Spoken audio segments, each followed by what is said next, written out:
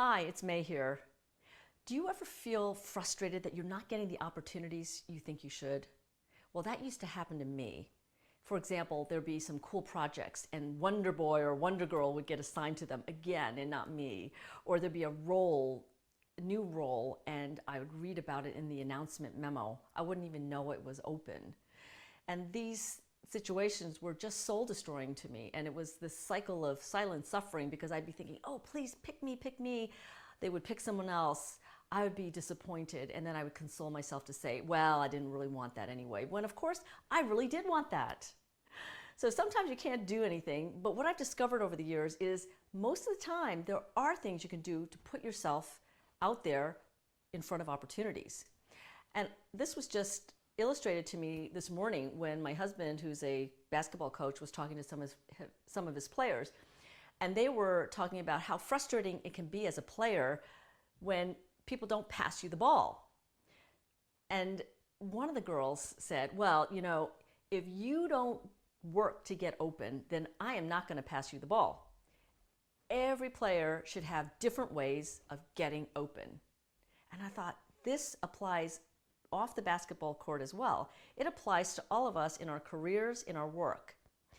And that's why I want to share with you 5 ways that you can get open for opportunities. The first way is to tell them that you want the ball, right? So when there is an opportunity, throw your hat in the ring. You don't have to wait to be asked. So it might sound something like this. Hey, I'd like to be considered for this role. Here's why I think I'm a good fit. Second thing you can do is you can ask for advice.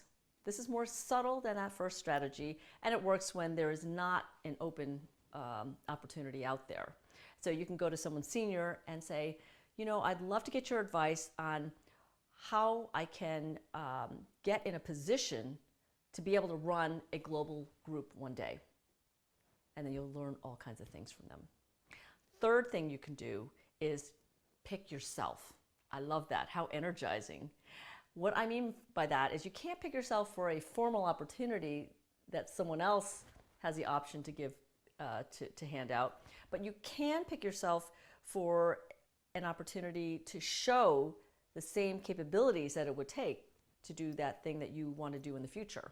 So for example, you could, if you wanted to show that you can lead a team, but you don't have an opportunity to do that right now, then you can go out and lead an effort in the charity sphere or lead an effort in the recruiting arena or in diversity and some of the networks. So go out there and create a project and pick yourself to lead it.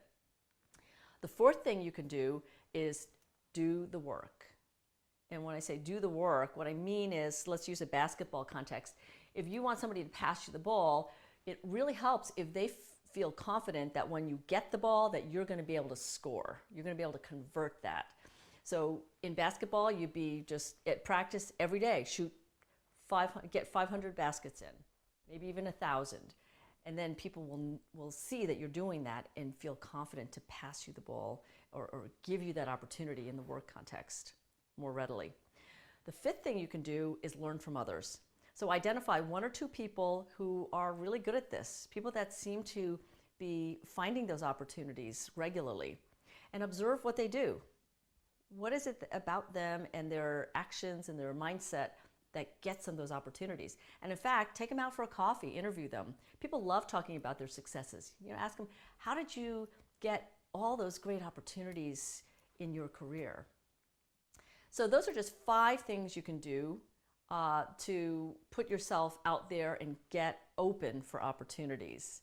And when you're feeling frustrated about not having enough opportunities, I want you to go out there and do one of these things. Do 2 of these things. Do all of these things. But the most important thing is go and do something. Don't do what I did, which was that cycle of silent suffering. Go and be proactive. Take action. You're going to feel more confident. It's also going to give you more exposure and visibility, and good things will come your way. So now I'd like to hear from you. What have you done that has helped you get in front of opportunities and get open for opportunities? Scroll down and leave a comment below. I'd love to hear your stories. And if you haven't signed up for my blog yet, head on over to maybusch.com and I look forward to welcoming you there.